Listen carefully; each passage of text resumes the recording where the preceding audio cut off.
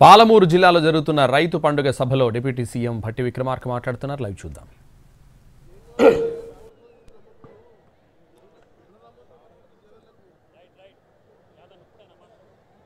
సభాధ్యక్షులు, జిల్లా ఇన్ఛార్జ్ మంత్రివర్యులు శ్రీ దామోదర్ రాజనరసింహ గారు, ఇంతటి గొప్ప కార్యక్రమానికి ముఖ్య అతిథిగా విచ్చేసినటువంటి గౌరవ ముఖ్యమంత్రి వర్యులు శ్రీ రేవంత్ రెడ్డి గారు, జిల్లా మంత్రివర్యులు శ్రీ జూపల్లి కృష్ణారావు గారు, అట్లాగే గౌరవ మంత్రివర్యులు పెద్దలు శ్రీధర్ బాబు గారు, మరో గౌరవ మంత్రివర్యులు సోదరులు కోమటిరెడ్డి వెంకటరెడ్డి గారు, గౌరవ మంత్రివర్యులు సీతక్క గారు, గౌరవ మంత్రివర్యులు పొన్నం ప్రభాకర్ గారు, గౌరవ మంత్రివర్యులు శ్రీ ఉత్తమ్ కుమార్ రెడ్డి గారు, గౌరవ మంత్రివర్యులు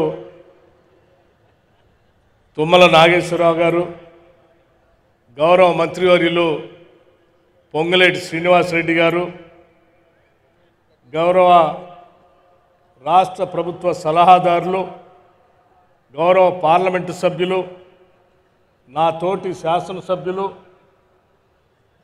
వ్యవసాయ శాఖ కమిషన్ చైర్మన్, వేదిక మీద ఉన్నటువంటి వివిధ కార్పొరేషన్లకు సంబంధించినటువంటి చైర్మన్లు, అట్లాగే ఈ కార్యక్రమాన్ని దగ్గరుండి ఏర్పాట్లు చూసినటువంటి వ్యవసాయ శాఖ చీఫ్ సెక్రటరీ, ఇతర ఉన్నతాధికారులు, అలాగే నలుమూలల నుంచి, జిల్లాల ఉన్న నలుమూలల నుంచి పెద్ద ఎత్తున ఈ రైతు పండగకి విచ్చేసినటువంటి రైతు సోదరులందరికీ ముందుగా నా హృదయపూర్వకమైనటువంటి నమస్కారాలు.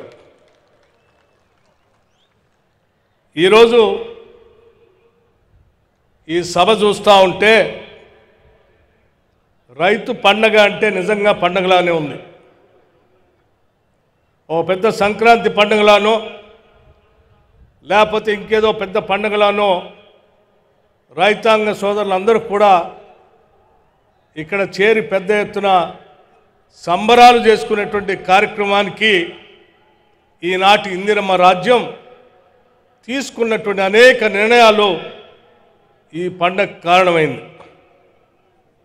ఈ మధ్యకాలంలో ఇందిరమ్మ రాజ్యం వచ్చి సంవత్సరం కావస్తా ఉంది, అంటే ఇంకా పూర్తి కాలేదు. ఈ సంవత్సర కాలం లోపులోనే బీఆర్ఎస్ పార్టీకి సంబంధించిన నాయకత్వం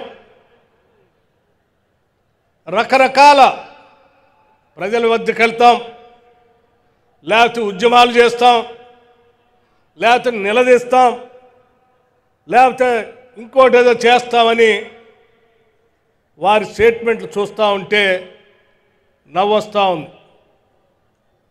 నిజంగా 10 సంవత్సరాలు మీరు పరిపాలన చేసి ఈ రాష్ట్రం తెచ్చుకున్నదే నీళ్ల కోసం, నిరుద్యోగ యువతీ యువకుల కోసం, రైతుల కళ్ళల్లో ఆనందాన్ని చూడటం కోసం. కానీ ఈ 10 సంవత్సరాల్లో మీరు పాలన చేసిన 10 సంవత్సరాల్లో రైతుల గురించి, వ్యవసాయ రంగం గురించి చేసింది ఏదీ లేదని చెప్పడానికి మాకు ఎటువంటి సందేహం లేనే లేదు. ఈరోజు ఇదే మహబూబ్నగర్ జిల్లాకి సంబంధించి ఇక్కడ ఉన్నటువంటి కృష్ణా నదిని కూడా తీసుకుంటే ఈ నది ద్వారా ప్రవహించే నీళ్లను కూడా ఈ మహబూబ్నగర్ జిల్లాకో లేకపోతే రంగారెడ్డి జిల్లాకో నల్లగొండ జిల్లాకో నీళ్ళు ఇవ్వాలని ఆలోచన చేసింది ఆనాటి కాంగ్రెస్ ప్రభుత్వం. మళ్ళీ తిరిగి వాటిని మొదలుపెట్టి నిధులు కేటాయిస్తూ ప్రతి నెల రివ్యూ చేస్తూ ముందుకు తీసుకుపోయేది ఈనాటి ఇందిరమ్మ రాజ్యం రాష్ట్ర ముఖ్యమంత్రి శ్రీ రేవంత్ రెడ్డి గారి నాయకత్వంలో ఇరిగేషన్ శాఖ మంత్రులు ఉత్తమ్ కుమార్ రెడ్డి గారు మిగతా మంత్రులు ఇక్కడ దగ్గరుండి రివ్యూ చేసి ముందుకు తీసుకొని పోతా ఉన్నారు. ఏమైనా చేశారా? గతంలో ఉన్నటువంటి ఇక్కడ ఉన్నటువంటి జూరాల మేమే కట్టాం. ఇక్కడ ఉన్నటువంటి కోయల్ సాగర్ కానీ, లేకపోతే భీమా కానీ, లేకపోతే కల్వకుర్తి ఎత్తిపోతల పథకం కానీ, ఇటువంటి ఇత్యాది ప్రాజెక్టులన్నీ ఆనాటి కాంగ్రెస్ ప్రభుత్వాలే మొదలుపెట్టాయి. చివరికి పాలమూరు రంగారెడ్డికి సంబంధించి కూడా ఆనాటి కాంగ్రెస్ ప్రభుత్వమే ఆ రోజు జీవో ఇష్యూ చేసింది.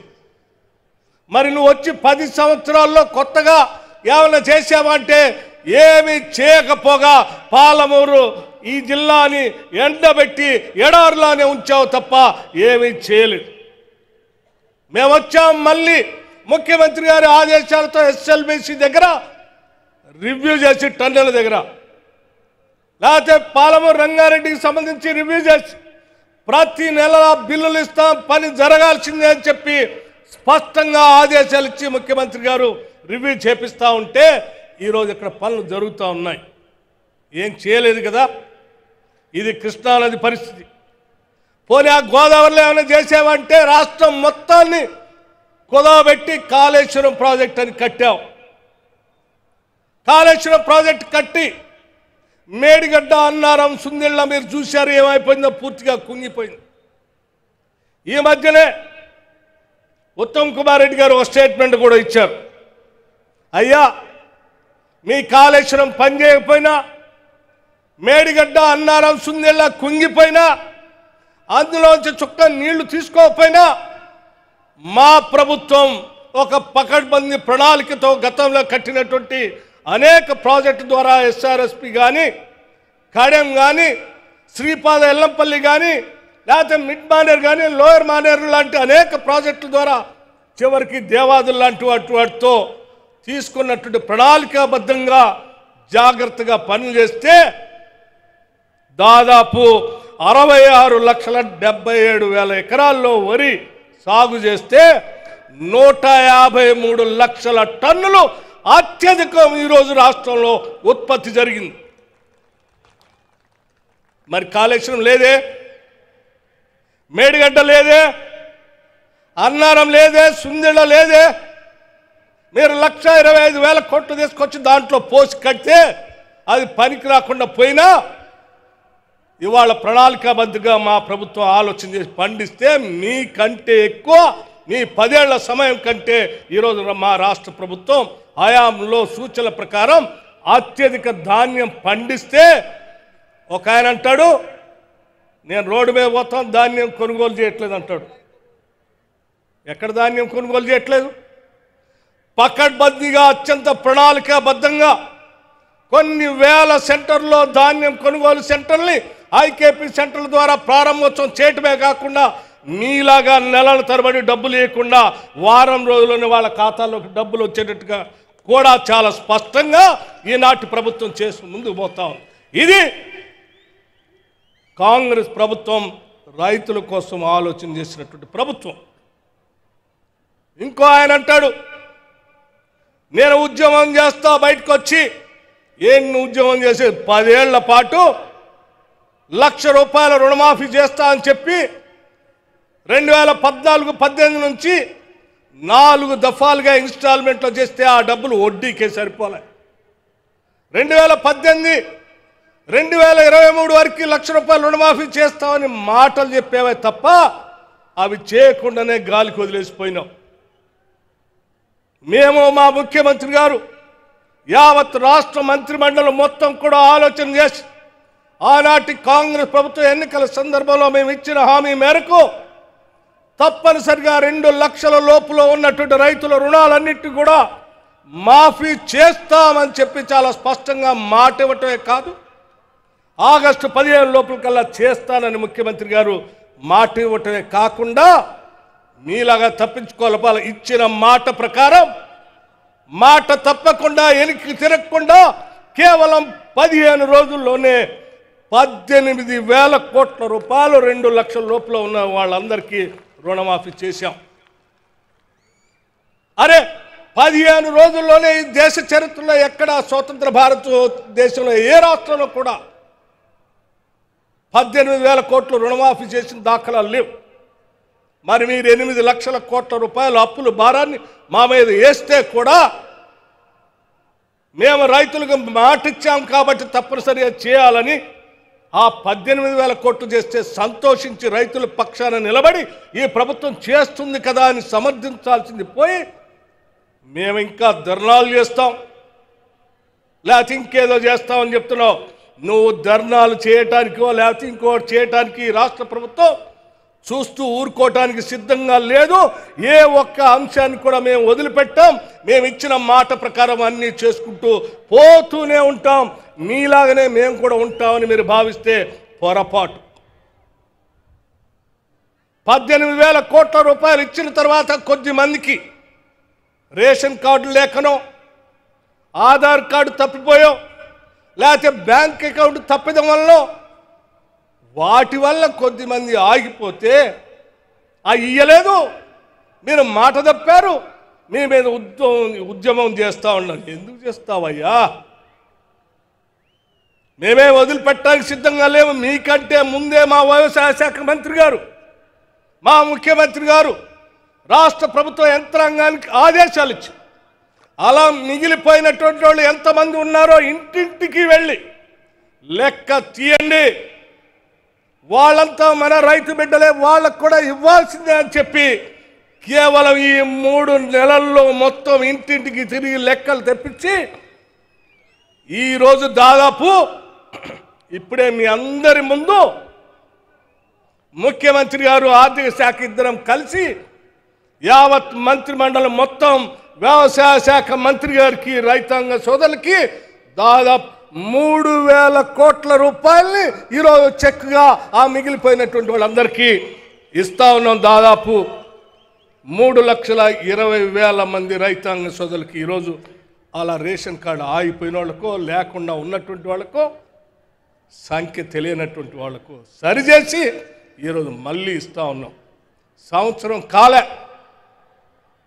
సంవత్సరం కాకముందే ఇన్ని వేల కోట్లు రైతుల కోసం మేము వెచ్చించి ముందుకు పోతా ఉంటే మీరేం ఏడుస్తూ ఉన్నారు, ఇక్కడ రైతులేమో పండగ చేసుకుంటూ ఉన్నారు. ఇది రాష్ట్రానికి ఉన్నటువంటి నిదర్శనం. మీరు ఏడుస్తూనే ఉండండి, మేము మాత్రం ప్రజల కోసం పండగలు చేస్తూనే ఉంటాం, వాళ్ళ కోసం ఆలోచన చేసి ముందుకు పోతూనే ఉంటామని ఈ సందర్భంగా మీ అందరికీ మనవి చేస్తూ, మీలాగా రైతులకు సంబంధించిన ఇతర అంశాలన్నింటినీ పడకేసి దుప్పడ గప్పేసి వాళ్ళ గాలికి వదిలేసే పరిస్థితిలో లేవు. కేవలం రుణమాఫీ చేయటమే కాదు, పంట నష్టపోతే పంట నష్టపరిహారాన్ని ఇస్తున్నాం. మేము 10 ఏళ్ళు మీరు పంట నష్టపరిహారం గురించి ఆలోచన చేయలే. వరద వల్ల పంట నష్టపోతే ఎకరానికి 10,000 లెక్క కట్టి పంట నష్టపరిహారానికి దాదాపు 100 కోట్లు రిలీజ్ చేసాం మొన్ననే. అట్లాగే రైతాంగ సోదరులకి మీలాగా వాళ్ళకి గాలికి వదిలేలే, వాళ్ళకి ఇన్సూరెన్స్ కట్టాలి. ఆ బీమా వాళ్లే కట్టడానికి వాళ్ళ దగ్గర డబ్బులు ఖర్చు పెట్టడం ఎందుకు, మనమే ప్రభుత్వం తరఫున కడదామని చెప్పి రాష్ట్రంలో ఉన్నటువంటి దాదాపు 50 లక్షల మంది రైతాంగ సోదరులకి 1,433 కోట్లతో మీ ప్రీమియం మొత్తం మేం కట్టాం. 10 ఏళ్ళు టీఆర్ఎస్ నాయకత్వం గురించి ఆలోచన చేయలే. అంతేకాదు, పండిన పంటకి ఇన్సూరెన్స్ కూడా ఉండాలనేటువంటి ఆలోచనతో రాష్ట్ర ప్రభుత్వం పంట కోసం మీరు కట్టే ఇన్సూరెన్స్ని దాదాపు 2,500 కోట్ల రూపాయల్ని రాష్ట్ర ప్రభుత్వ రైతుల పక్షాన ప్రీమియం కట్టడానికి కూడా ముందుకొచ్చాం. అంతేకాదు, మీరు వదిలేసినటువంటి drip irrigation, sprinklers, poly house, లేకపోతే ఫార్మ్ మెకనైజేషన్ ఇత్యాది అన్నిటికి కూడా సబ్సిడీలు ఇస్తూ ఈరోజు వ్యవసాయ రంగాన్ని అభివృద్ధి చేయటం కోసం పెద్ద ఎత్తున వ్యవసాయ రంగానికి దాదాపు 73,000 కోట్ల రూపాయలు ఈ రాష్ట్ర బడ్జెట్లో నిధులు కేటాయించి వ్యవసాయాన్ని ఒక పెద్ద అద్భుతమైన పండగలాగా చేసే ప్రభుత్వం కాంగ్రెస్ ప్రభుత్వం. ఈ ప్రభుత్వం మీద నువ్వు ఉద్యమం చేస్తా అంటే నీలాగా ఏడిసే వాళ్ళు వచ్చి నీతో కూర్చుంటారు తప్ప పండగ చేసుకునేటువంటి వాళ్ళు ఎవరో నీతో రారు, నీ దగ్గరకు కూడా రారు. ఈ రాష్ట్రంలో ఉన్న రైతులంతా కాంగ్రెస్ పార్టీ ప్రభుత్వంతోనే ఉంటారని ఈ సందర్భంగా మీ అందరికీ నేను మనవి చేస్తూ, ఇంకా అనేక సంక్షేమ కార్యక్రమాలు ఇప్పుడే రైతులతో పాటు ఈ రాష్ట్రంలో ఉన్నటువంటి మహిళలకు కూడా కోటీసులు చేయాలని 5 సంవత్సరాల్లో 1,00,000 కోట్ల రూపాయలు వడ్డీ లేని రుణాలు ఇవ్వాలని కూడా వాళ్ళకు కూడా ఇప్పుడే ఇక్కడ ఒక చెక్ ఇచ్చాం.